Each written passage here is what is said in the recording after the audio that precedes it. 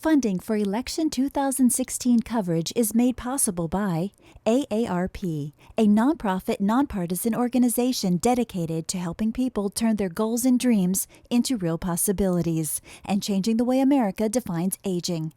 And by the members of Prairie Public. Welcome to Prairie Public and AARP's coverage of Election 2016. I'm Matt O'Lean. This is the debate for one of North Dakota's U.S. Senate seats.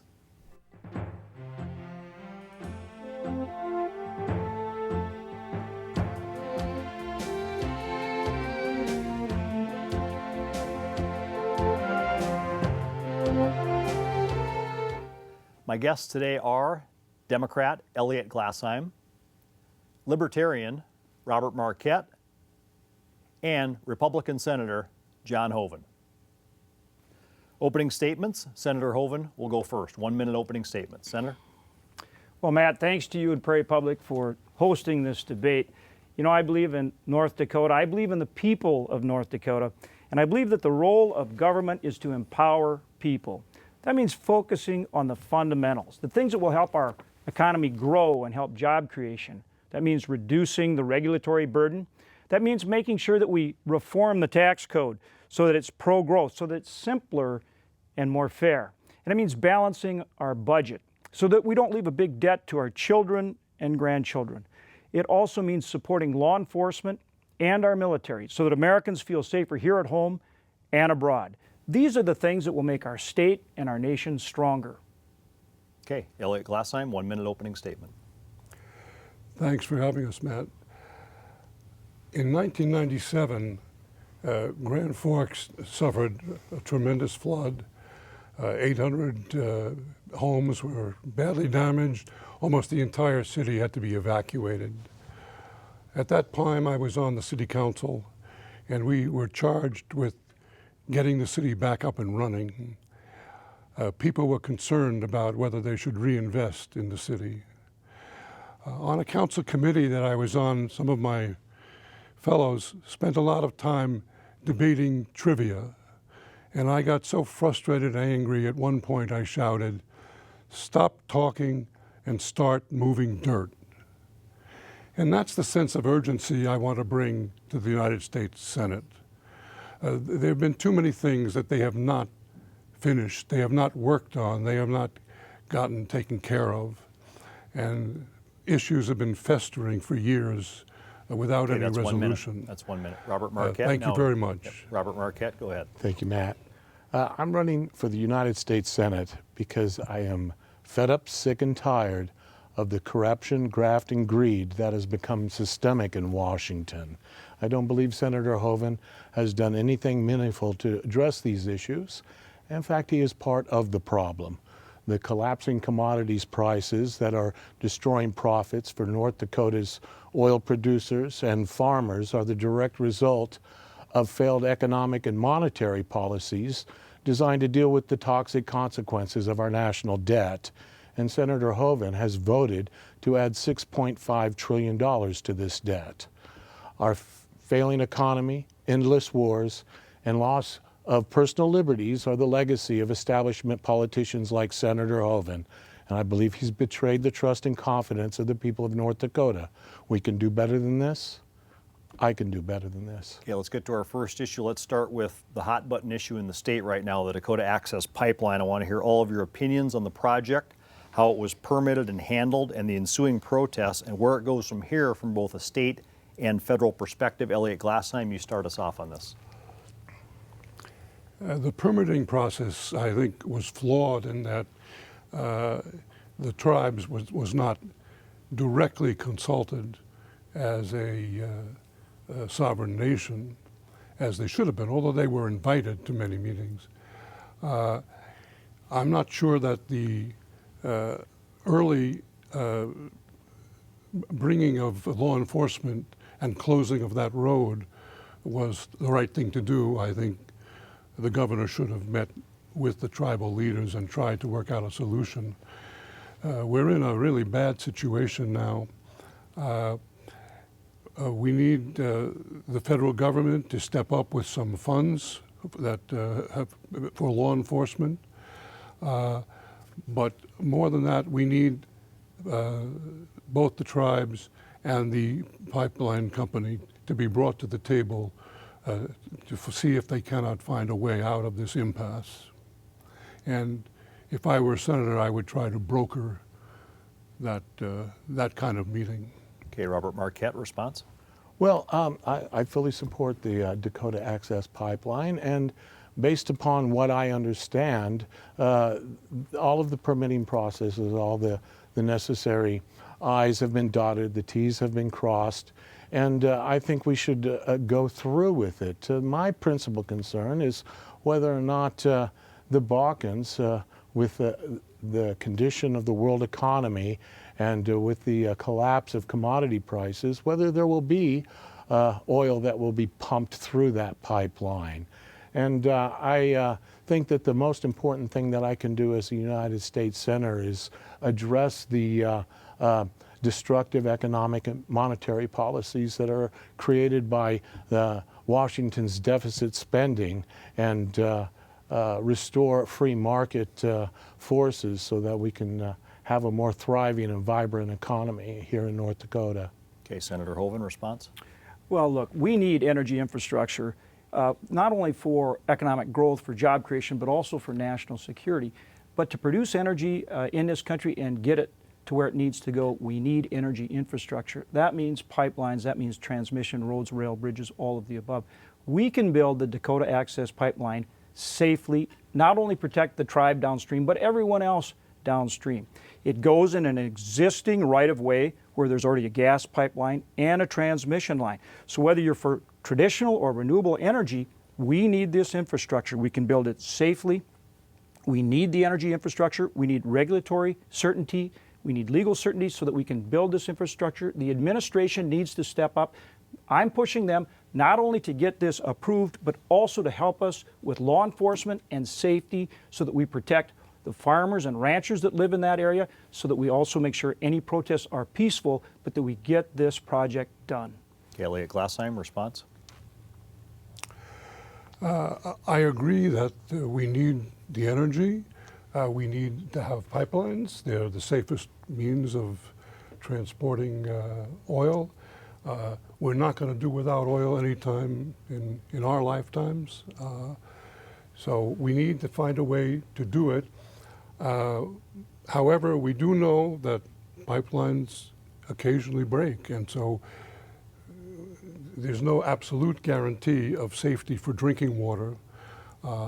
And I don't know how we resolve that issue, but the pipeline has to be built, but it needs to be done safely, and it needs to be done perhaps in a different place, crossing the Missouri, perhaps not there. But that needs to be negotiated out and discussed further. Okay, Robert Marquette? Well, yeah, as far as I know, that in the entire process, they had archaeologists on site to ensure that there was all the historical sites were preserved. All the petitions were filed, and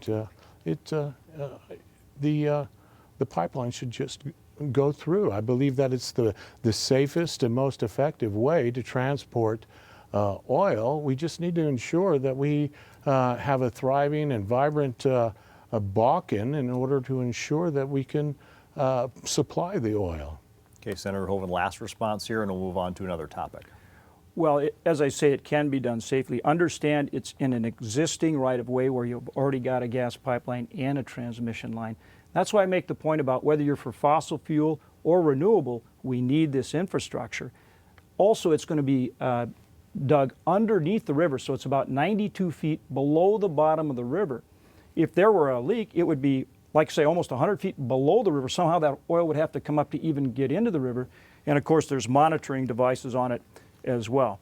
So also, the judge, the federal district court judge in Washington, an Obama appointee, determined that the Corps had done everything they need to do for siting the pipeline. And in fact, the route has been changed 140 times to address any archaeological concerns. So again, This is about doing it right and doing it well, but we need legal and regulatory certainty in this country to build the necessary energy infrastructure. And one final point. It's one thing to have protests, but they need to be peaceful and within the law. And what we're seeing down there is protests that are not within the law. That puts a huge burden on our law enforcement. Again, the Obama administration needs to step up, help get this done, and help with the law enforcement efforts. And I'm working very hard to get them to do that and to get reimbursement for the state and local cost of all this law enforcement. Okay, let's move to national security. This has become a big issue this year with some attacks in San Bernardino and Orlando. As senator, how would you deal with ISIS overseas and also with homegrown terrorism and rooting that out as well? Robert Marquette, you start us off on this one. Well, we first have to understand the cause of the problem, particularly with domestic terrorism. And the cause of the problem is our failed interventionist foreign policy.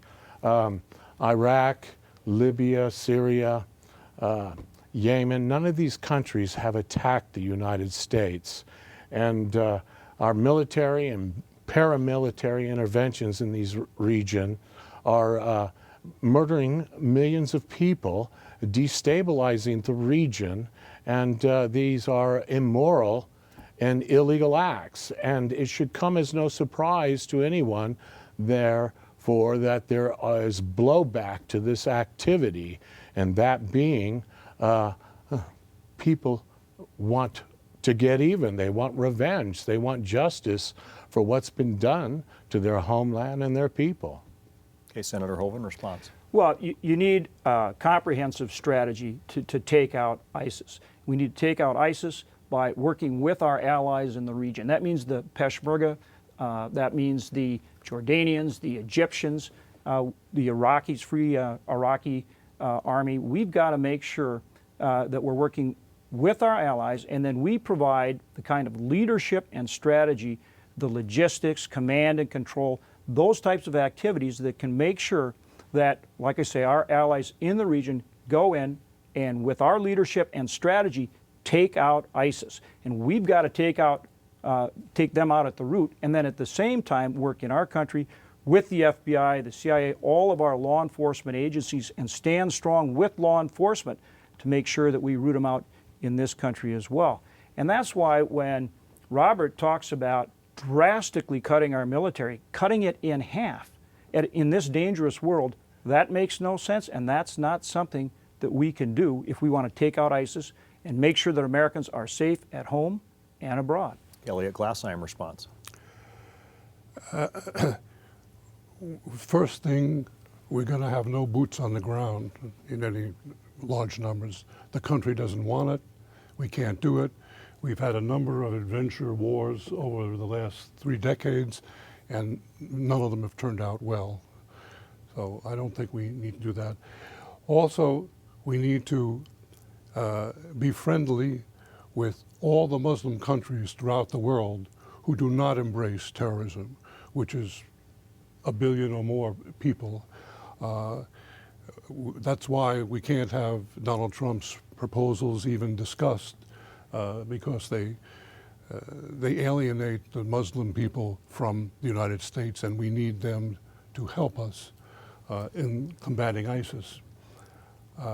We need to put more money into our friends, supporting our friends in Jordan and elsewhere who are willing to fight against the people who are killing their people as well. At home, we probably need to increase funding for the FBI and the intelligence services. And we need to do something about guns for people who are thought to be dangerous. There has to be a constitutional way to prevent them from getting guns if they've been judged to be dangerous. Certainly the no-fly, no-buy list would help some to not have domestic terrorists. I want to get Robert Marquette in for a response. Well, I appreciate Senator Hoeven putting words into my mouth, but I prefer to put them there myself. He speaks about working with our allies in the Middle East, there has been a WikiLeaks document dump that now demonstrates that it is our allies, Saudi Arabia and Qatar, that are funding and arming ISIS. So I don't know how you work with allies like that. They have to understand that in Syria, it's not just a civil war. It's a civil war, it's a Cold War, and it's a holy war. And these three things are being played out all at the same time. And as far as the holy war is concerned, it is Saudi Arabia and it's Qatar and certain Kuwaitis and Turkey that are supporting the radical Islamists, Al-Nusra Front, ISIS, other types, splinter organizations. They're providing them with logistics and support because they perceive Bashar al-Assad as a heretic for his secular ideology. And it is part of their ideology that these infidels must be removed so they can establish Sharia law. Plain and simple. Syria under Bashar al-Assad was a place where Muslims, Christians, and Jews could all live in peace and harmony because of their secular, progressive nature. And quite frankly, the United States and its allies are on the wrong side of this fight. Okay, Senator Hoeven, response? Well, again, this is why we have to support our military so strongly, and that's what I've worked to do, and that's what I'll continue to do. But at the same time, we need an administration that will stand with our allies and stand up to our adversaries on a consistent basis and put forward a strategy, working with our allies in the region to defeat ISIS decisively. And Elliot Glassheim, last response. We'll move on to another topic. I would remind Senator Hoeven that we have a president who is doing that, who has a strategy. We have the continued drone strikes. We are pushing ISIS back. He has been working with our allies. I think he's waiting for some funding from the Congress. I don't know what's happened to the Congress, but we are doing exactly what he says he wants, and President Obama is in charge of that, and it's working. Okay, let's move to the economy, specifically North Dakota's economy, which in the last year we've seen is very dependent on energy and oil, as we've had across-the-board budget cuts and some things like that, and some accusations that maybe North Dakota is too dependent on energy, too cozy with oil companies, as some have alleged. And what can be done to fortify the state's economy from your seat in Washington? Senator Hoeven, you start. Well, again, I talked about this at the outset.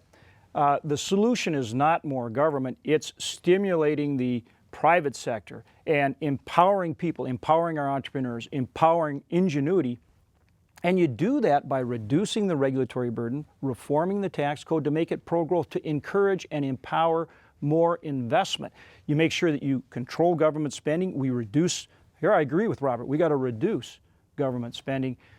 Those are the steps that enable job creation and investment. And for me, jobs has always been job one. But we have to understand that that comes from private sector investment, and you've got to create that climate that will help us not only grow the economy, build on our ag base, build on our energy base. I talk about the next wave of development in terms of economic growth being technology, but we've got to continue to diversify this economy, and that's been my life's work. Throughout my life, both in the private sector and the public sector, as governor and senator, this has always been an absolute priority for me. Okay, Elliot Glassheim, response. One of the most important things we can do is to increase spending on research and development, much of which comes from the federal government, and where new developments are discovered and then put into work in the private sector. We have a very healthy medical operation at the university. We have research is needed in coal, clean coal, and in oil, and these government programs help to stimulate jobs. I would remind the senator that most government spending goes to the private sector. Sometimes he acts as if the government was spending its own money on itself, but mainly governments hire private sector people to accomplish the purposes that governments set out. I would think that diversifying, and the senator has been very active, and I need to applaud him for his work on drone activity, which is a very good next step and thing we should develop. But we need also research money in terms of establishing a alternative energy presence in the global economy. And Robert Marquette. All right. First thing we have to do is recognize that the problems faced by the energy sector and the agriculture sector in North Dakota are a direct result of national debt and the failed monetary policy. Listen, since the Great Recession, the government has increased the national debt at a rate 4.5 times the economy has grown. It's a formula for bankruptcy, and Congress knows it. They had a choice. They could have slashed government spending and paid down the national debt, or what they chose instead to do was to bail out their banker buddies and try to stimulate the economy in an attempt to try to grow it faster than what the debt was growing.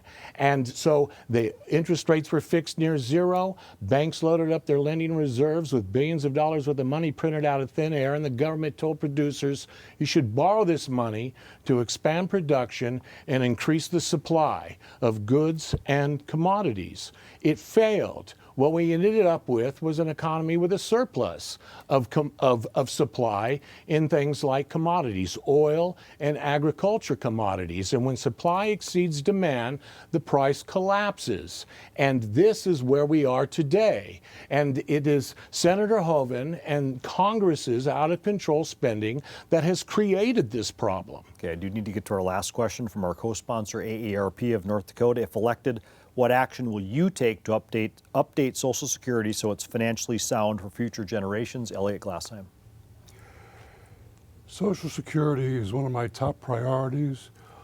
It's extremely important to tens of thousands of retired people in North Dakota and millions throughout the country. People depend upon it. We also need to make sure that the government guarantees that it will be there long into the future. Right now, the Congress has been kicking the can down the road. They've been unable to act on it. And if nothing is done very soon, within 17 years, everybody will take a 23% cut in their benefits automatically. No one will be to blame. Senator Hoeven and everybody in Congress will say it's not our fault, we didn't do it. But it will happen if they don't act. We need to increase the basic level on which people pay taxes. It's only up to $114,000 of wages. We need to raise that, perhaps to $200,000, maybe $250,000, and that will bring in enough money to deal with most of that deficit. We may have to also do things to hold benefits in check and not raise them. The one thing I will say is we have to have Republicans and Democrats agree on any fixes to Social Security. Nothing will move in the Congress. I need to get Robert Marquette unless in there's because we're getting short on agreement time. from So, both. Robert. Okay, well, I'm not a professional establishment politician, so I don't need to lie to people about these things. The congressional budgets, the Heritage Foundation released a report earlier this year based upon congressional budget numbers that showed that Social Security needed an immediate injection of $50 trillion in order to maintain long-term solvency. And we don't have the money. It's just simply not going to happen. CBO numbers also demonstrate that we're projected in 16 years that Social Security, Medicare, Medicaid, Affordable Care Act subsidies and interest on the national debt are going to consume 100% of the revenues, tax revenues taken in by the Treasury, leaving nothing left over for anything else, including national defense. We have to recognize that the federal government has destroyed all of these programs. And we have to take these programs away from the people who have so severely mismanaged them. We need to I need to turn get that Senator money Hoeven back in to because them. we're getting very short on time. Response, and then we'll move to closing statements. We need to make sure that Social Security is solvent for the long term. Right now, it's solvent to about 2034. The way we do that is with economic growth. Right now, GDP growth is about 1 to 2%. We need to get that up to 3 to 4%. We also, with job creation, will get more people in the workforce. The percentage of people in the workforce during the Obama administration has dropped from about 66% during the Bush years down to about 62%. What that means is fewer people paying into Social Security. Right now we have about 7.9 million people unemployed.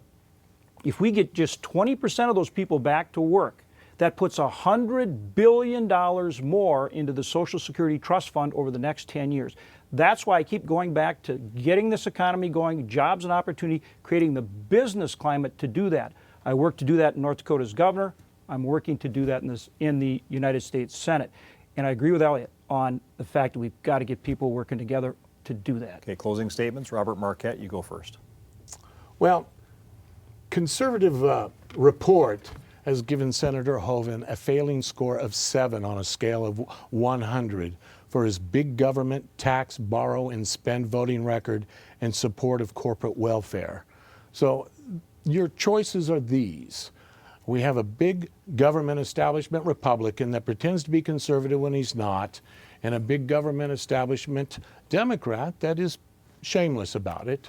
And then there's me, a true constitutionalist and a fiscal conservative. And I swear to the people of North Dakota that I have the courage of conviction to do what it takes to make the changes that will end the destructive economic, monetary, and foreign policies, end Wall Street's corrupting influence on government, and restore the wealth, power, and control of our lives back to the people. So help me God. Okay, Senator Hoeven. Robert, you said some things I have to respond to. I've been all over the state talking to North Dakotans. I think I know what they want. So when you come out and say you want to legalize all drugs, including meth, including opium, and all drugs, when we have a drug problem, that's not what North Dakotans want. They don't want the military cut in half.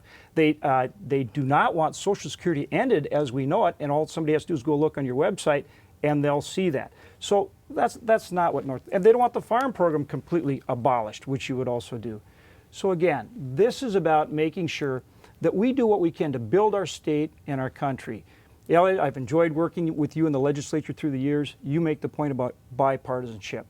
Look, we have to work together in this country. We have to come together in a positive way. I care about our country. I care about our state.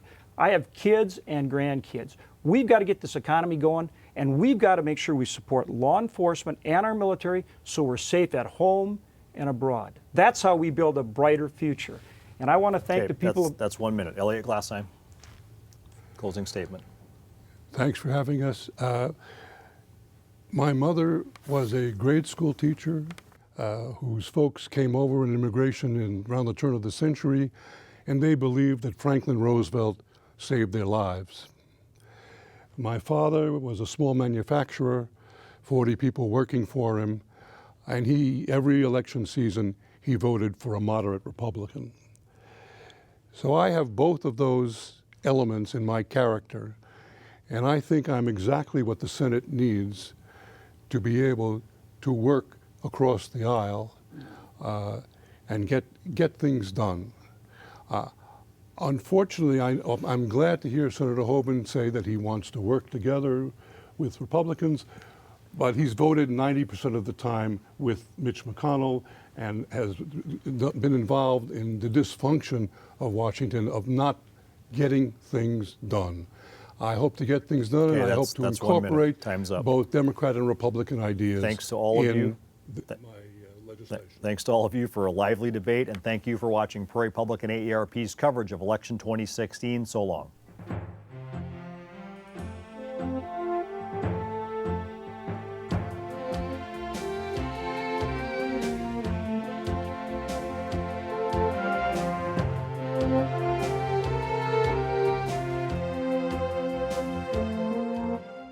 Funding for Election 2016 coverage is made possible by AARP, a nonprofit, nonpartisan organization dedicated to helping people turn their goals and dreams into real possibilities and changing the way America defines aging.